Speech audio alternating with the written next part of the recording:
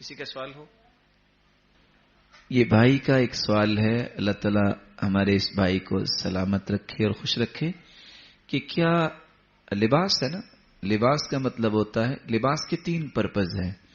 لباس یواری سوآتکم وریشا، لباس کا پہلا مقصد ہوتا ہے وہ ساتر ہو، ستر پوشی جس سے ہو۔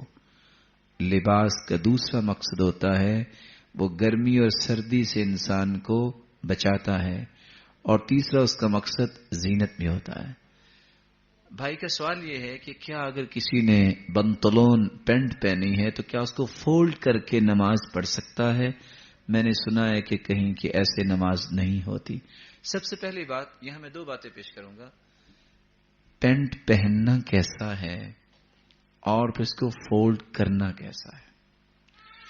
اگر تو آپ پینٹ اس لیے پہنتے ہیں کہ باراک اوباما نے پہنا ہے یہ لباس، تو پھر تو یہ پہننا جائز ہی نہیں ہے۔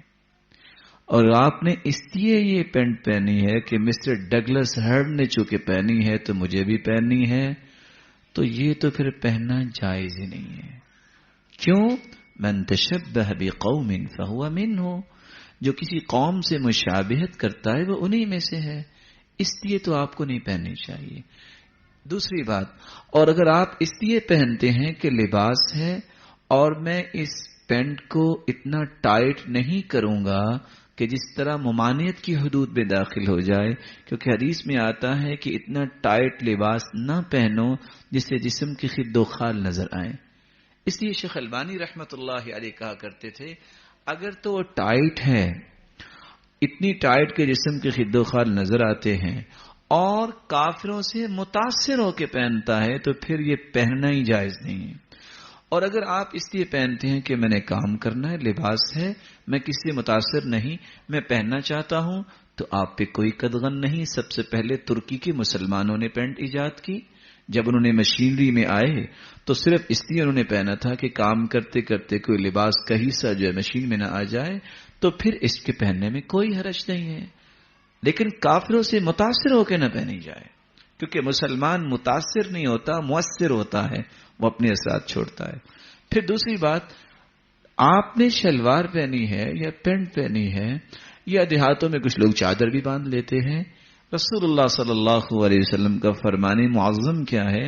ما اسفل من الکعبین من الازار ففی النار، جس نے جو کچھ پہنا ہے اگر ٹخنوں سے نیچے ہے، مرد ٹخنوں سے نیچے ہے اور اس نے توبہ نہیں کی، اسی حالت میں اللہ کے پاس چلا گیا تو اس کا یہ حصہ جہنم میں جائے گا۔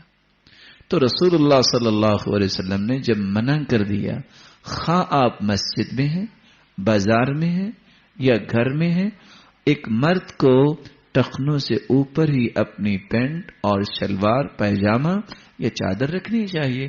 ہاں، عورتوں کے لیے حکم یہ ہے کہ اپنے پاؤں کو ڈھانک کر رکھیں، بلکہ حکم یہ ہے یرخین ذراعا لا یزیدن علی، عورتوں کو تو چاہیے کہ اپنے پاؤں کو ڈھانپنے کے لیے ایک ہاتھ کپڑا بھی اگر پاؤں پہ ڈال لے تو ان کے لیے اجازت ہے۔ اس لیے اگر بھول کے پینٹ بڑی خرید بیٹھے ہیں، یا یہ ہے کہ اس وقت میسر یہ تھی، یا اس کا سٹف اتنا اچھا تھا کہ پسند آ گئی اور وہ چھوٹی نہیں ملی، تو آپ اس کو فولڈ کر سکتے ہیں، اس میں کوئی بھی قدغن نہیں آپ کی نماز پہ پڑے گی، اور نہ ہی اس کے بارے میں کوئی حدیث ہے کہ فولڈ کریں گے تو آپ کی نماز نہیں ہوگی۔ لیکن کتنا ہی اچھا ہے کہ آپ اپنے پائجامہ اور شلوار اتنی ہی بنوائیں کہ آپ کے ٹخنوں سے اونچی ہو۔ خود رسول اللہ صلی اللہ علیہ وسلم کی چادر کہاں ہوتی؟ نصف الساق، آدھی پنڈلی تک، اور ٹخنوں سے اوپر تک۔ اگر رسول اللہ صلی اللہ علیہ وسلم نے یہ لباس پہنا اور ان کے ایٹیکیٹس اور مینرز میں کوئی فرق نہیں آیا، تو میں کون ہوں کہ کہوں کہ مینرز یہ ہیں اور آج کل بازار میں ان یہ ہے اور لوگوں نے ٹریڈیشنز یہ بنائی ہیں؟ یہ ساری میری باتیں ہیں۔